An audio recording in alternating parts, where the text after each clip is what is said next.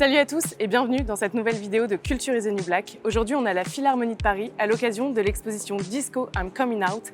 Et pour célébrer cette exposition et la visiter, on a choisi un artiste de renom. Il est DJ, il est producteur et il perpétue cet héritage dans sa musique. Il s'appelle Breakbot et je vous propose tout de suite de le rejoindre pour un voyage dans la fièvre du samedi soir.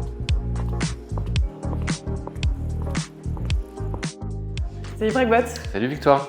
Alors aujourd'hui, tu vas nous parler de ton lien avec la disco, de tes inspirations et puis aussi de l'influence qu'a eu cette musique sur la pop et l'électro d'aujourd'hui. Mais avant d'entrer dans l'exposition, j'aimerais que tu nous expliques comment toi, est-ce que tu es entré dans cet univers, comment tu l'as découvert. Je crois que tes parents avaient quand même quelques références disco dans leur collection de disques à l'époque.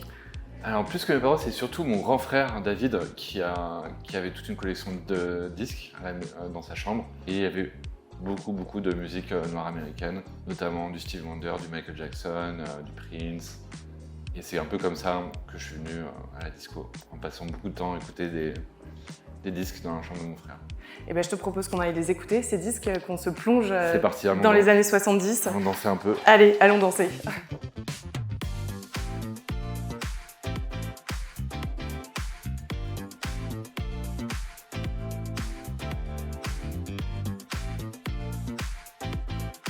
Bienvenue dans les années 70, à l'époque où le disco émerge dans les clubs new-yorkais. Bon, dès l'entrée, on est quand même frappé par une esthétique très forte, très singulière. Toi, il me semble que tu as commencé en tant que graphiste avant d'être musicien.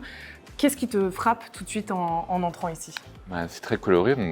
Je pense que le disco, c'est une musique qui a une esthétique qui est très forte, qui est basée sur la fête. Donc il y a beaucoup de couleurs, comme on peut le constater. Il y a des paillettes.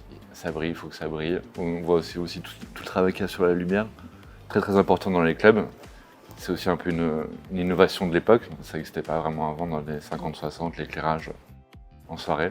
Effectivement, on est entouré de marqueurs assez emblématiques et forts. On a, comme tu disais, les paillettes, les néons, la couleur violette aussi, qui est très importante. Est-ce que toi, ça a pu inspirer ton univers graphique, notamment tes pochettes d'albums, tes clips ? Est-ce que ça a eu un marqueur sur ton identité ? Tout à fait. Franchement, je pense que toutes ces pochettes, effectivement, le disco était extrêmement travaillé. C'était un peu un des marqueurs effectivement esthétiques du mouvement.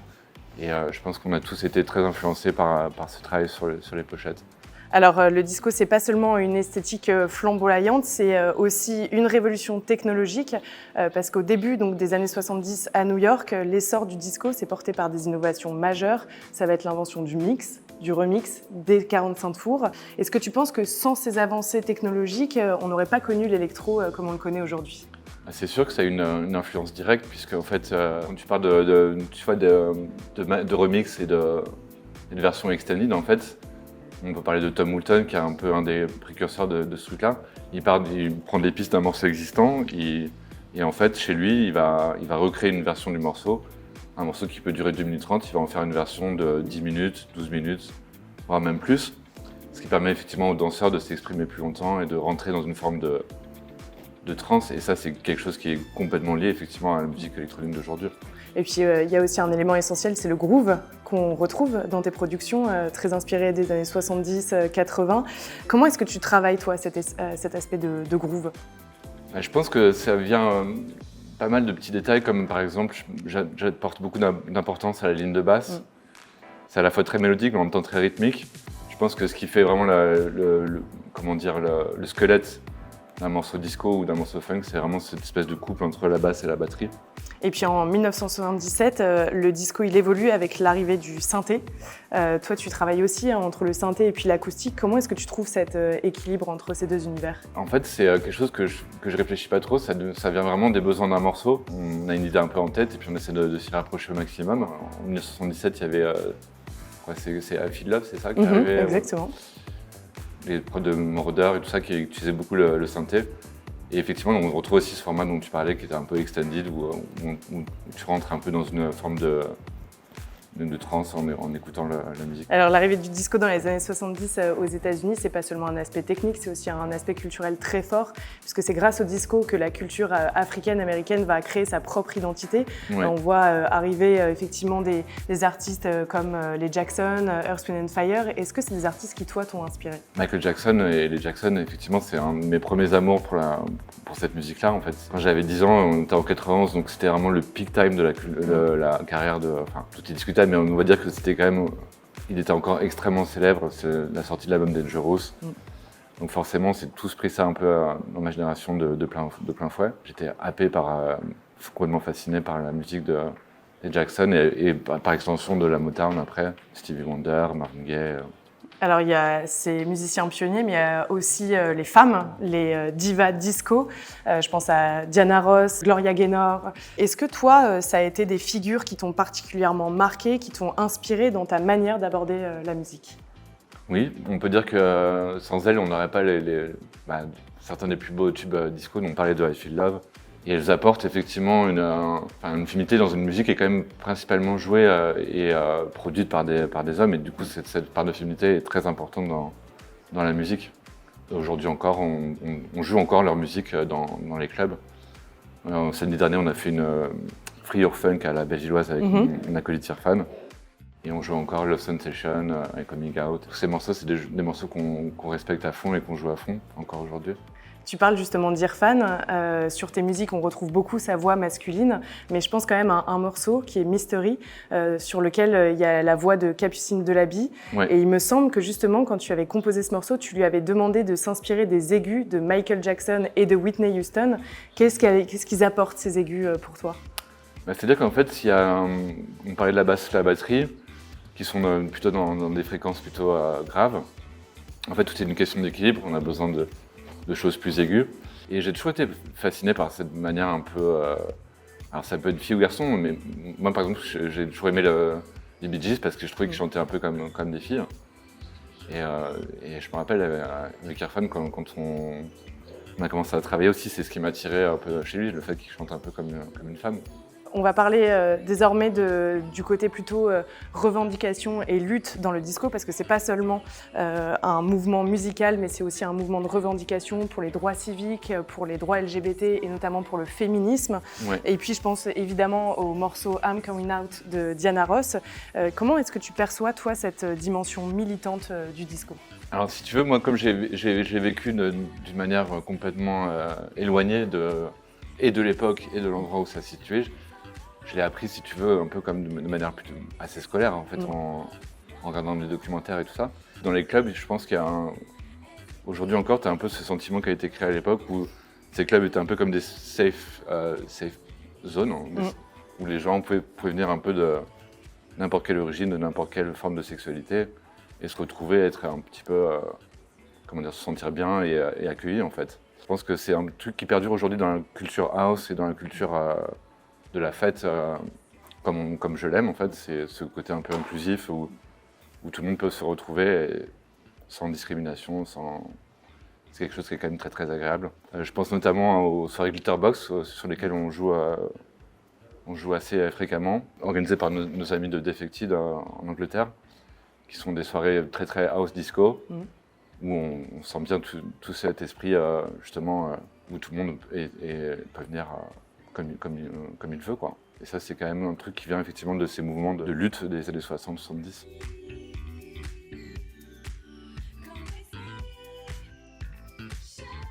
Parce qu'effectivement, avec le disco, on lutte, mais on danse aussi, parce que qui dit disco, dit discothèque. Et effectivement, tu parlais tout à l'heure des révolutions technologiques, telles que les lumières, mais aussi les amplificateurs de son.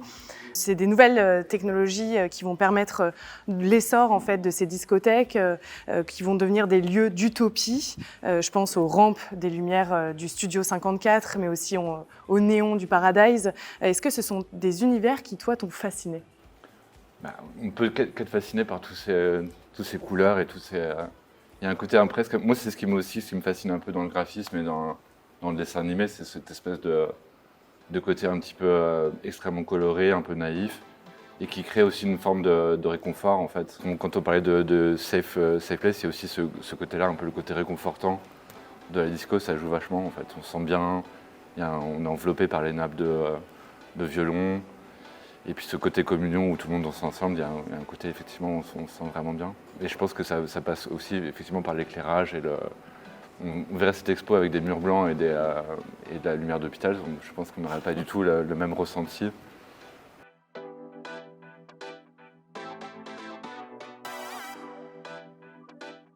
Et puis, parallèlement en France, donc là on est plutôt dans les années 1976, on va voir une nouvelle génération de DJ. Je pense évidemment à Céron, je pense aussi à Patrick Hernandez avec son fameux tube Born to Be Alive. Et puis je pense à un artiste que tu connais bien qui est Jean-Michel Jarre. Et je crois que ton papa avait un disque de Jean-Michel Jarre à l'époque dans sa collection. C'est vrai qu'il avait plusieurs disques, effectivement. Il était très fan de Jean-Michel Jarre.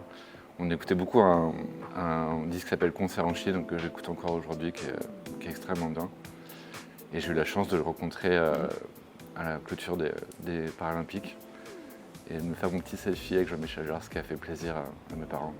Et puis qui dit discothèque dit danse. Et alors là, pour le coup, je crois que c'est ton grand frère David qui connaissait les chorégraphies de Michael Jackson par cœur sur le bout des doigts. Ouais. Qu'est-ce qui t'a transmis ton grand frère? Son amour pour la musique en général, et puis aussi son amour pour faire de la musique, parce qu'il est musicien et qu'il passait énormément de temps à faire du saxophone, à faire du clavier dans sa chambre. On avait des chambres mitoyennes et en fait, c'est comme il voulait devenir musicien. Par la force des choses, il s'est beaucoup entraîné. Et voilà, en fait, le mur est ce qu'il est. J'entendais, quand il écoutait de la musique, j'entendais, quand il faisait de la musique, j'entendais. Donc je lui donne aussi vraiment cette passion en fait, pour la musique et pour la fabrication de la musique en fait. Que vous avez partagé du coup l'un et l'autre et ça t'a donné envie de faire de la musique et de danser toi aussi potentiellement du coup sur du Michael Jackson. Moi mes pas de danse, je les réservais plus pour ma chambre et tout. Mais oui, il m'a donné vraiment cet amour pour la musique. Et d'ailleurs on a eu l'occasion souvent de travailler ensemble sur plein de morceaux.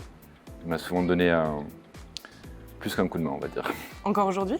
Encore il y a quelques temps, ouais. Et je pense que sur le prochain album, il va encore mettre la main à la pâte. Ouais, très bien, hâte de voir ça. On parle de la piste de danse, effectivement, qui est vraiment, pendant les périodes disco, conçue comme un espace de réinvention de soi. Est-ce que toi, quand tu joues en club, tu ressens cet élan tu parlais de safe zone, de liberté créatrice, de tous ensemble avec nos différences. Est-ce que tu le ressens, toi, derrière tes platines? Je le ressens vraiment, et après, ça a différentes échelles, mais je le ressens. Et c'est aussi un des trucs qui fait que j'aime beaucoup ce métier, c'est cette espèce de communion, de chaleur humaine qui fait que ça fait chaud au cœur. Quand ça se passe bien, c'est quand même vraiment je pense, un des meilleurs métiers du monde. Encore samedi soir, là, quand on a mixé de 23h à 6h du matin, ce qui ne nous arrive pas, heureusement, tous les week-ends. C'est un format qui est un peu particulier, mais de voir qu'encore à 5h30 du matin, il y avait plein de gens qui étaient ensemble pour s'amuser et partager ça, c'est un vrai bonheur.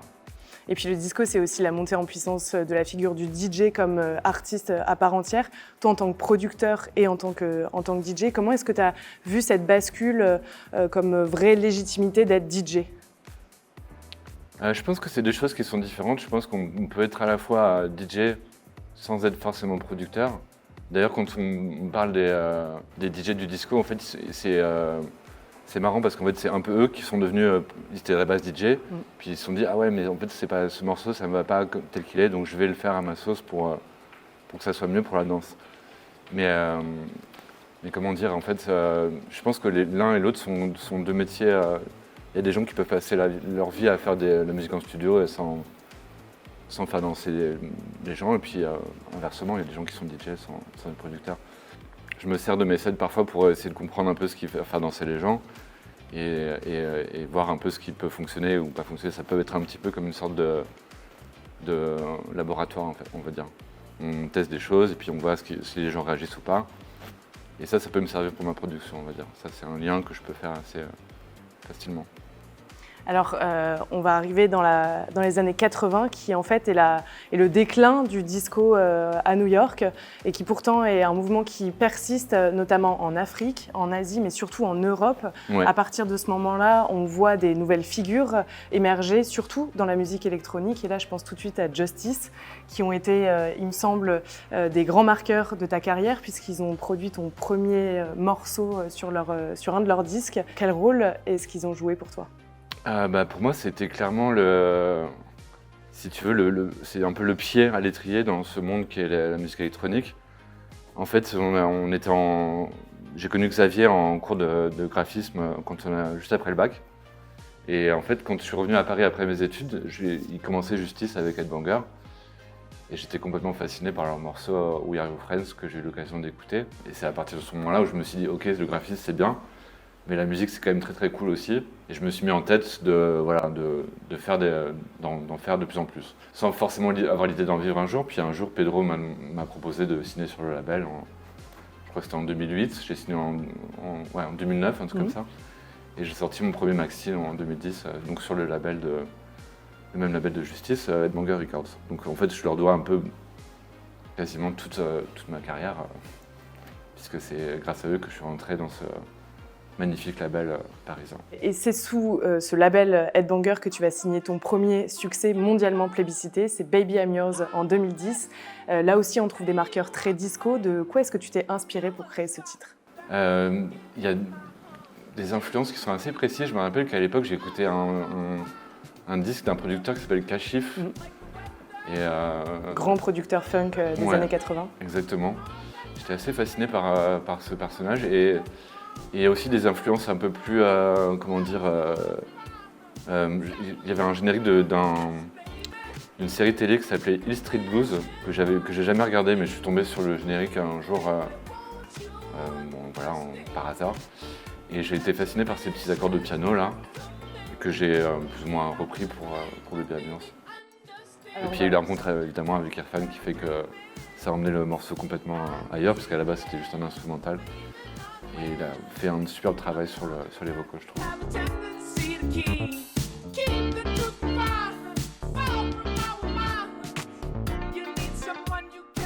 On parlait de Baby I'm Yours et quand on parle de Baby I'm Yours, il faut parler du clip qui a été réalisé par Irina Dakeva. C'est une véritable œuvre d'art à part entière parce qu'il y a, il me semble, plus de 2000 à 3000 dessins à l'encre avec une esthétique très pop, justement assez disco. Comment tu expliques ce succès de ce clip? Franchement, je ne saurais pas trop l'expliquer, mais en tout cas, ça m'a fait très très plaisir. Et je dirais que à l'époque, c'était quand même assez original d'avoir quelque chose qui était aussi où chaque frame en fait est différente. Et j'imagine que c'est peut-être son originalité qui fait que c'est un peu de succès. En tout cas, c'est clairement le plus beau cadeau un des plus beaux cadeaux qu'on m'ait jamais fait dans ma vie.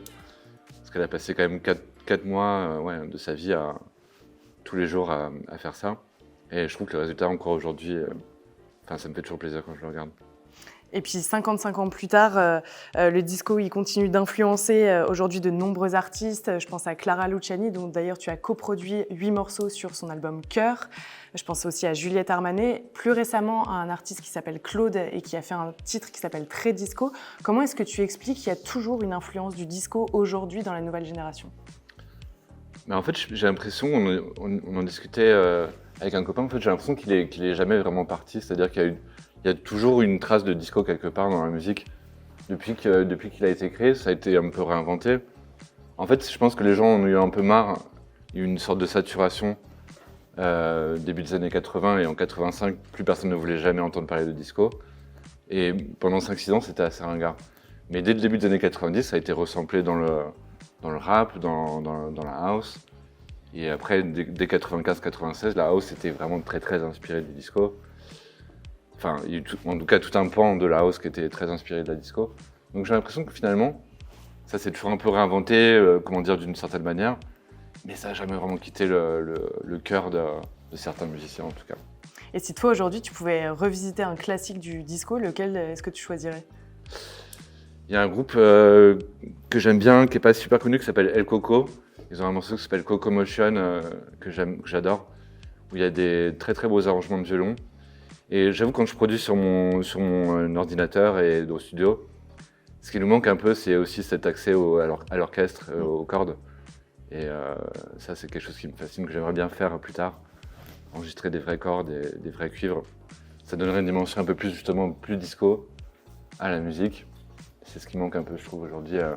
Et sur ce morceau, Coco Motion de El Coco, il y a des arrangements de violon qui sont très très très très beaux. Bah écoute, le pari est fixé. On attend ce remix. Ouais, je trouve les pistes. Je crois que justement, tu prépares un nouvel album très prochainement. Est-ce qu'on va retrouver ces influences disco à l'intérieur? Ouais, je suis resté fidèle à mes premières amours.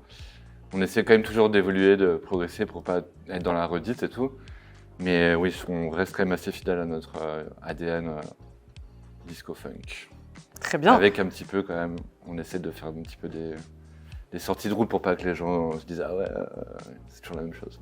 Et c'est prévu pour cette année, pour l'année prochaine, dis-nous tout. J'aimerais bien, mon objectif c'est de le finir avant la fin de l'été pour pouvoir le sortir soit avant la fin de l'année, soit au début de l'année prochaine. Et merci d'avoir inclus le clip de Be Mine Tonight. Ça c'est un bel honneur que vous m'avez réservé, merci beaucoup, ça me fait très plaisir. Un clip donc où on peut voir une jeune protagoniste s'entraîner sur un jeu vidéo de danse et péter tous les scores.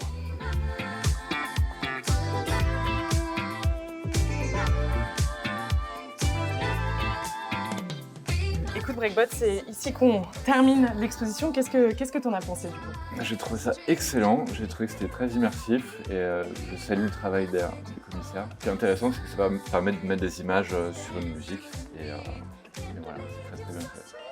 Si vous voulez découvrir cette exposition, foncez à la Philharmonie de Paris, c'est jusqu'au 17 août. C'est très immersif, il y a de la danse, il y a de la musique, c'est disco comme on aime.